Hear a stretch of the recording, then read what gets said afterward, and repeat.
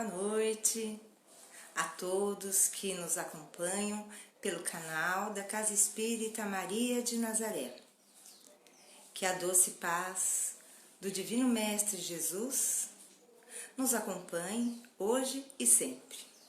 Meu nome é Vânia, eu e João Firmino, meu companheiro, somos ambos trabalhadores da Casa Espírita Maria de Nazaré e hoje temos a incumbência de falarmos do Evangelho de Jesus à luz da doutrina espírita. Eu farei a leitura, comentarei inicialmente, depois o João também trará a sua contribuição. Mas sempre antes de toda e qualquer atividade, convém que façamos uma prece, que levemos o nosso pensamento a Deus, buscando a sintonia com os espíritos superiores. Assim, convido a cada um dos que nos assistem para juntos unirmos nossas forças, nossos pensamentos e sentimentos numa prece, aquela mesma que Jesus, divino pastor de nossas almas, nos ensinou. Pai nosso, que estais nos céus, santificado seja o vosso nome. Venha a nós o vosso reino, seja feita a vossa vontade, assim na terra como no céu. O pão nosso de cada dia nos dai hoje, perdoai as nossas ofensas, assim como nós perdoamos a quem nos tem ofendido. Não nos deixeis cair em tentação, mas livra-nos, Senhor, de todo o mal. Que assim seja, graças a Deus, graças a Jesus. Com essa prece, abrimos a atividade de hoje. E conforme o cronograma da nossa casa, hoje compete-nos falar de um tema ligado ao capítulo 10º de O Evangelho segundo o Espiritismo. O tema do capítulo 10º é Bem-aventurados os misericordiosos, uma alusão ao Sermão da Montanha, onde Jesus exclama: Bem-aventurados os misericordiosos, porque alcançarão misericórdia. E a lição, a mensagem que leremos hoje, ela é bastante conhecida, nem por isso menos profunda e essencial na nossa vida. O argueiro e a trave no olho. É um trecho pequeno, dá para ler na íntegra. Eu farei a leitura e em seguida os comentários a respeito da mensagem lida. O argueiro e a trave no olho. Por que vês tu, pois, o argueiro no olho do teu irmão e não vês a trave no teu olho? Ou, como dizes a teu irmão, deixa-me tirar do teu olho o argueiro, quando tens no teu uma trave? Hipócrita, tira primeiro a trave do teu olho, então verá como has de tirar o argueiro do olho de teu irmão. Esse trecho do Novo Testamento está contido no Evangelho de Mateus, capítulo 7, versículos de 3 a 5. Agora vamos à explicação de Kardec. Um dos caprichos da humanidade é ver cada qual o mal alheio antes do próprio. Para julgar-se a si mesmo, seria necessário poder mirar-se num espelho, transportar-se de qualquer maneira fora de si mesmo e considerar-se como outra pessoa, perguntando: que pensaria eu se visse alguém fazendo o que faço? É o orgulho, incontestavelmente, o que leva o homem a disfarçar os seus próprios defeitos, tanto morais como físicos. Esse capricho é essencialmente contrário à caridade, pois a verdadeira caridade é modesta, simples e indulgente.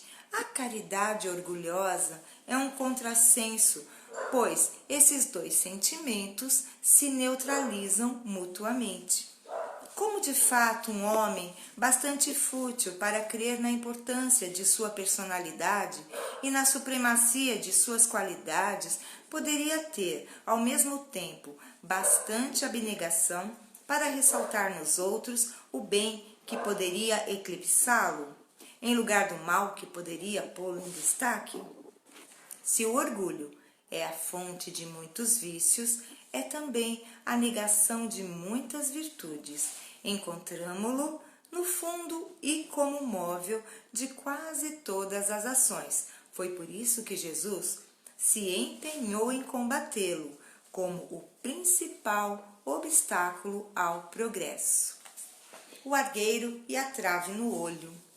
Eu diria que a essência, o cerne da mensagem é a nossa tendência de julgarmos com severidade o nosso semelhante e com bastante condescendência a nós mesmos. Chico, inclusive, a respeito desta questão, costumava dizer: ao outro dou o direito de ser quem é, a mim o dever de ser cada dia melhor. Chico Xavier é para todos nós um exemplo, um cristão, um apóstolo de Jesus. E o que ele fazia? Ele era misericordioso e é, onde quer que esteja, em que plano estiver o nosso querido irmão Chico, há de ser cada vez mais misericordioso, há de julgar cada vez menos severamente os irmãos em humanidade. Então, acusamos no outro o que desculpamos em nós. Eu costumo dizer: ele fez de propósito. Eu fiz sem querer, imagine, eu não tive a menor intenção, mas ele premeditou tudo.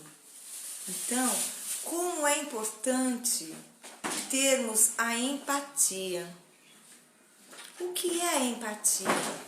É a capacidade de nos colocarmos no lugar do outro, para perguntarmos como eu me sentiria passando pelo que a pessoa passou. Porque é fácil julgar, por vezes, alguém que comete um erro clamoroso, mas quais foram as oportunidades que essa pessoa teve na vida? Ela teve condição, oportunidade de estudar? Teve pais amorosos que o colocaram no caminho do bem? Se nós formos analisar a vida da pessoa, se tentarmos nos colocar no lugar dela e verificar em que condições a vida se deu, possivelmente seremos misericordiosos. Ou seja, não seremos tão severos, porque é necessário termos compaixão. A compaixão, ela é irmã da misericórdia. A misericórdia se apieda daquele que errou. E nós, nenhum de nós é perfeito. Todos nós somos uma mistura de qualidades, virtudes, mas também defeitos. Todos nós, absolutamente a humanidade toda. Não por acaso, ainda estamos vivenciando num planeta de expiações e provas, que nos degraus do mundo, numa forma muito simples de classificar, a Terra estaria no segundo de 5 degraus, porque o primeiro degrau é o mundo primitivo, o segundo, no qual nos encontramos, um mundo de provas e expiações. O terceiro, para o qual estamos nos dirigindo, é um planeta de regeneração ou regenerado. O quarto degrau, mundos felizes e, por fim, o último, os mundos celestes ou divinos. É claro que entre esses degraus há inúmeras outras classificações que nós não temos ainda condições de compreender. Entretanto, mesmo nessa simplificação breve, ligeira, podemos perceber que a Terra ainda está bastante distante de um mundo feliz, ditoso, ou mais um mundo celeste ou divino. Mas creiamos que todos nós, que um dia fomos criados por Deus, à luz chegaremos, todos nós. E quanto mais nos elevarmos, como está naquele livro Richard Bach, Fernão Capelo Gaivota, diz assim: quanto mais nos elevamos, menores parecemos aos olhos daqueles que não sabem voar. Podemos entender essa frase tanto no seu sentido figurado, quanto no seu sentido literal, ao pé da letra. Vejamos, quanto mais nos elevamos, imaginemos um pássaro que esteja voando na praia, uma gaivota lá no alto. Quanto mais alto ela for, menor ela vai parecer para aqueles que não têm condição de voar e que estão com os pés no chão. Então, fisicamente, é uma realidade. Quanto mais alto a gaivota voar, menor ela parecerá para nós, que estamos fincados com os pés no chão. Entretanto, podemos também perceber, em seu sentido alegórico, sentido oculto, que esta frase também ela é bárbara. Porque quanto mais nos elevamos, quanto mais procuramos ter sentimentos refinados, quanto mais procuramos ser misericordiosos, generosos, praticar a caridade, o que vai acontecer para aqueles que ainda não percebem a necessidade de fazerem acontecer o que é bom, o que é belo? Vão nos recriminar, vão nos criticar, vão ser maledicentes, vão falar mal. É assim, mas é maldade? É mais desconhecimento do que maldade.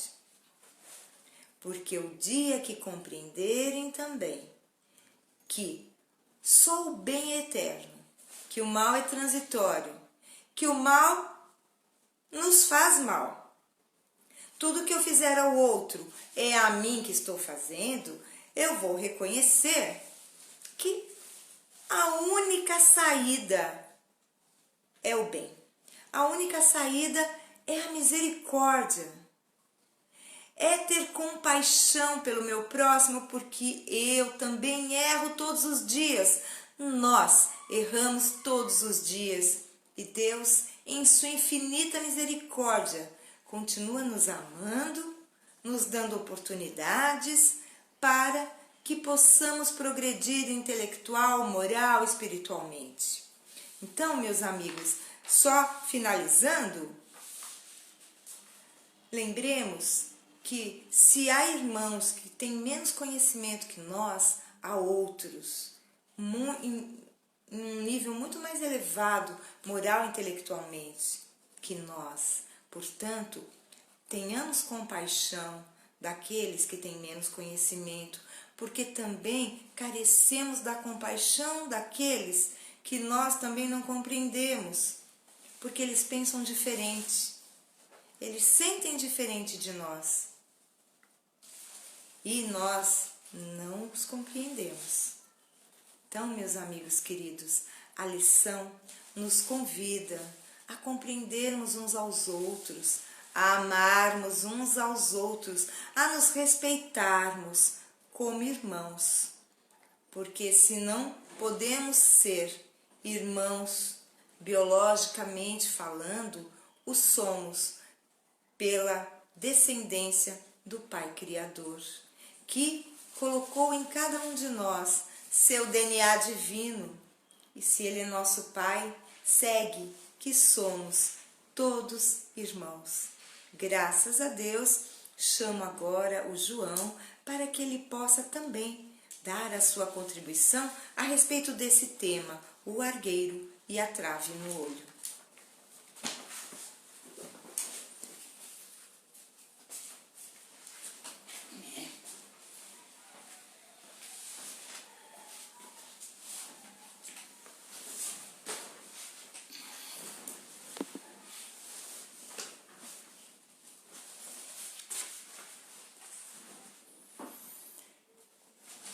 Amados irmãos,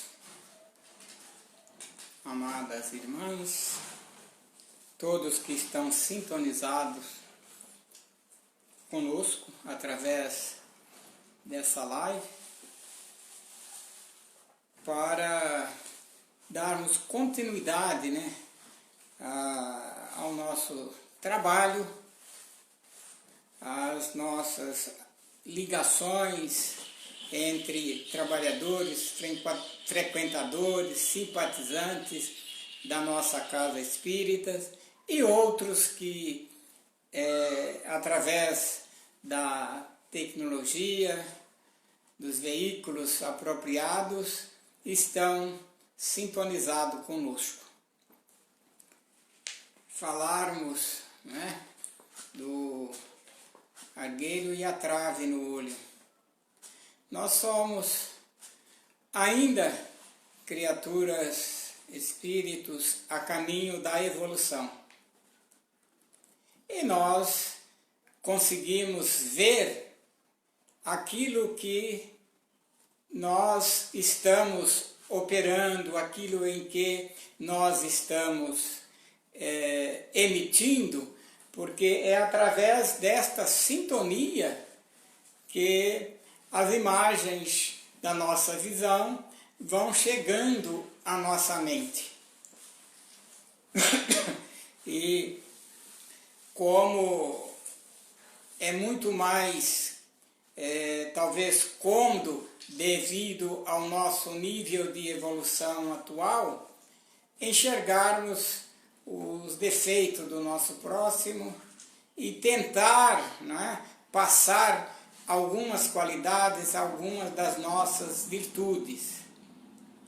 Mas o importante é que a gente vá se conscientizando de que é preciso fazermos diferente, procurarmos ressaltar, ter uma visão positiva e observarmos, analisarmos, a termos as qualidades, as virtudes, aquilo que o nosso semelhante possui de bom e observarmos aonde estamos falhando, em que precisamos mudar. Esta seria a tona de todos nós, mas ainda não estamos nesse nível, que é um nível dos espíritos superiores, é o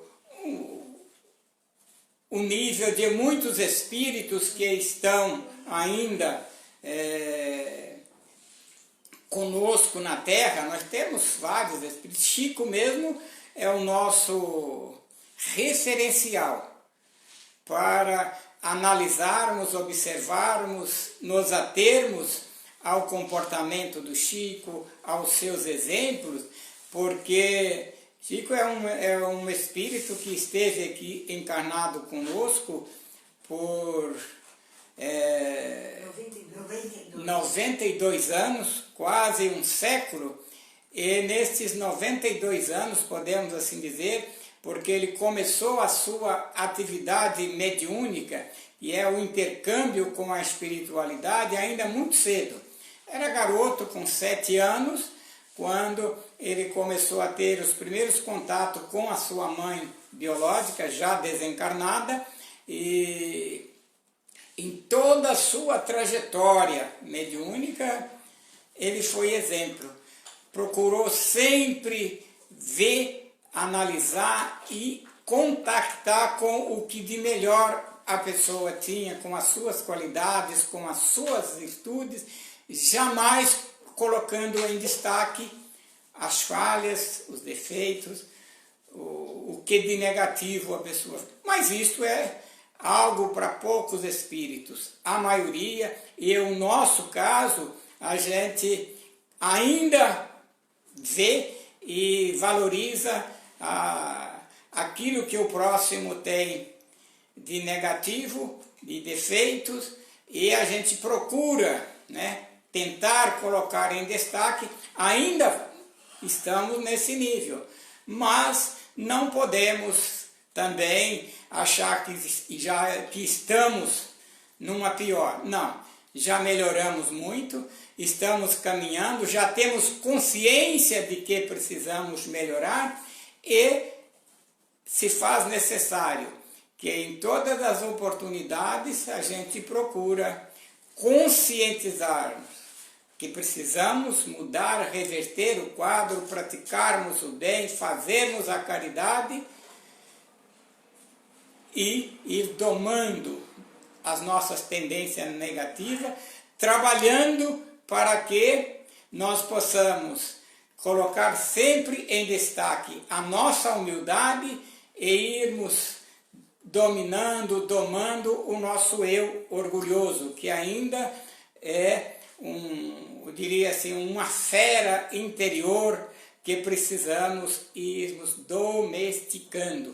Não resta a menor dúvida, mas que façamos as melhores coisas que for possível em termos de amar ao próximo, de sermos indulgentes, de sermos misericordiosos, fazendo com que esse tripé da indulgência, da misericórdia e do amor, que é a caridade, o amor ativo em ação, é estarmos praticando a caridade.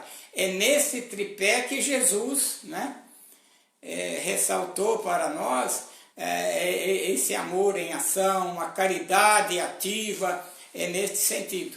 Porque aquilo que fizermos de bom, de benéfico, sem sombra de dúvida fica registrado na nossa consciência e no nosso, eu diria assim, nos nossos arquivos da espiritualidade.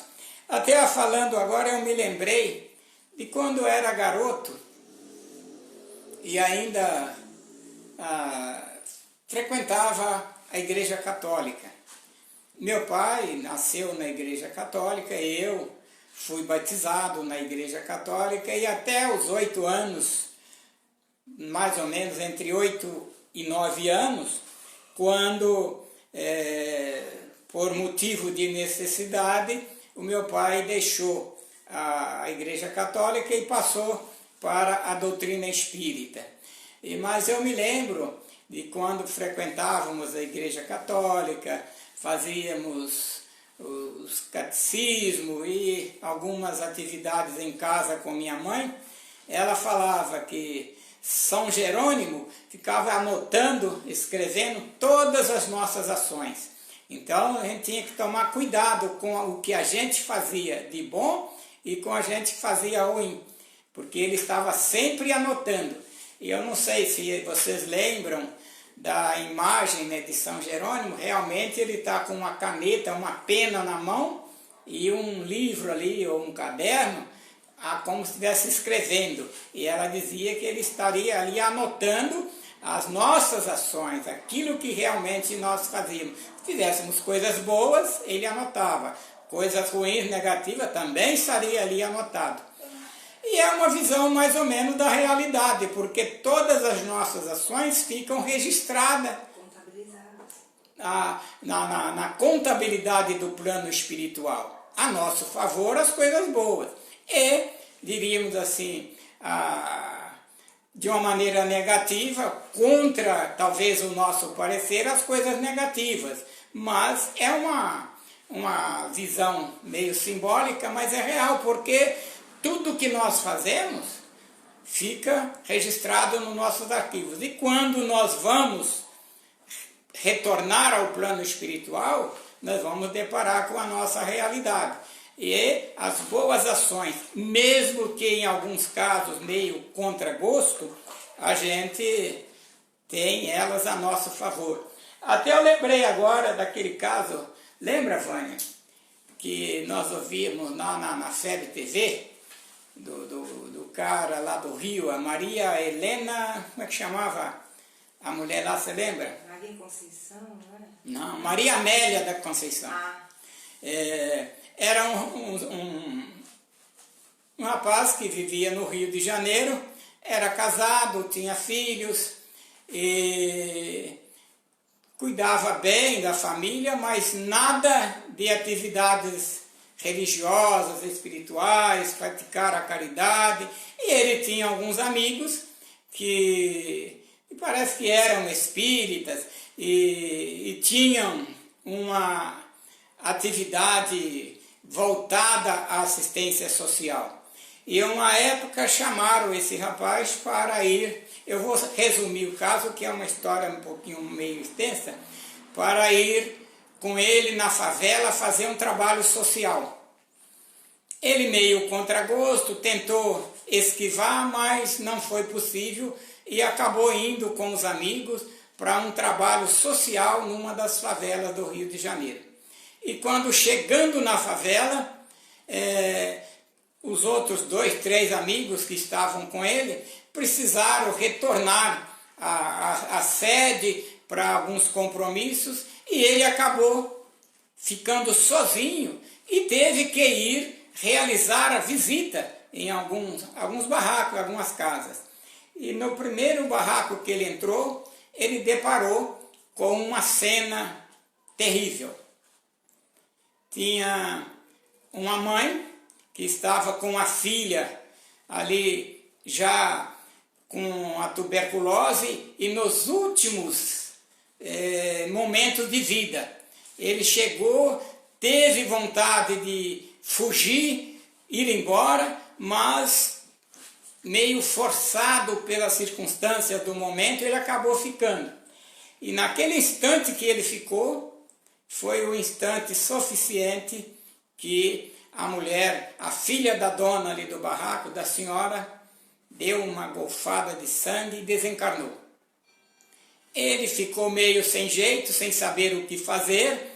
No momento, a saída que ele teve, ele enfiou a mão no bolso, tirou um dinheiro, deu para a dona do barraco e falou: olha, eu deixo esse dinheiro com a senhora, faça um enterro digno para sua filha, porque é o que eu posso fazer nesse momento. E se mandou, foi embora para casa. Imediatamente ele foi procurar tomar um banho e esterilizar todo o corpo, foi até um pronto-socorro, uma farmácia, depois foi ao médico e tomar todas as providências para se tranquilizar, porque ele ficou preocupado, né? Era a tuberculose, a mulher morreu, desencarnou ali na frente dele, tudo bem. E os anos passaram. Eu vou resumir aqui um trecho, porque o tempo já está esgotado. Passou-se uns dias, esse cara desencarnou e foi para o plano espiritual. Quando ele chegou no plano espiritual, foi recebido, né? Lá pelas autoridades da recepção e tentaram interrogá-lo para saber o que ele tinha feito na Terra de bom. Ele falou: olha, eu fui um bom chefe de família, cuidei dos meus filhos, não deixei faltar nada, dei alimentação, escola, educação dentro daquilo que eu pude, etc. e tal, fui sempre trabalhador. Aí a autoridade falou para isso: mas isso aí até os animais fazem, cuidar da prole, ter cuidado com os filhos, procurar se alimentar, ver o que você fez de bom, de caridade, de amor. E ele tentando vasculhar a mente, tentando lembrar, e não lembrava, quando, de momento súbito, apareceu para ele, nesta organização onde ele estava sendo interrogado, a Maria Amélia da Conceição, que era justamente a mulher que desencarnou, filha da dona da casa lá da favela, a quem ele deu um dinheiro para fazer um enterro digno para ela. ela voltou e recordou para ele esse caso. E essa história, esse caso que ele fez meio a contragosto, foi uma obra de caridade, uma ação de amor que foi esquecida, né? Contou a seu favor. Mesmo contragosto na época, ficou registrado e foi, diríamos assim, o subsídio que fez com que ele pudesse ser acolhido no plano espiritual. Por isso eu digo que sejamos autênticos, sejamos generosos e, por menor que seja a nossa ação, ela vai contar a nosso favor quando quer que seja, quando for necessário que nós precisarmos dessas ações. No nosso dia a dia, na nossa vida de relação, no nosso relacionamento diário, sejamos amorosos, mas um amor ativo, né? Aquele amor capaz de observarmos nas pessoas o que ela tem de bom. Tem até uma colocação, a Vânia pode até me ajudar nesse momento, é aquela de como Jesus entendia a caridade. É benevolência para com todos. Isto, benevolência para com todos, indulgência para com as imperfeições alheias e perdão das ofensas. Então, sejamos uma criatura, não é? Indulgente, misericordiosa e amorosa. Essa é a visão de Jesus para a caridade, para o amor em ação. Meus queridos, essa é a minha fala a respeito do tema de hoje, que é o argueiro e a trave no olho. Sejamos realmente amorosos, indulgentes, misericordiosos. Eu diria que, em primeiro lugar, para conosco mesmo. E depois para com o nosso semelhante, para com o nosso próximo. Porque nós só conseguimos passar para o nosso próximo aquilo que temos para conosco. E estamos chegando ao final. Você quer fazer a prece final? Eu vou deixar para a Vânia, ela vai fazer aqui a prece final para todos nós. Uma boa noite, muita paz, muita luz. E amanhã estaremos com o Ezequiel.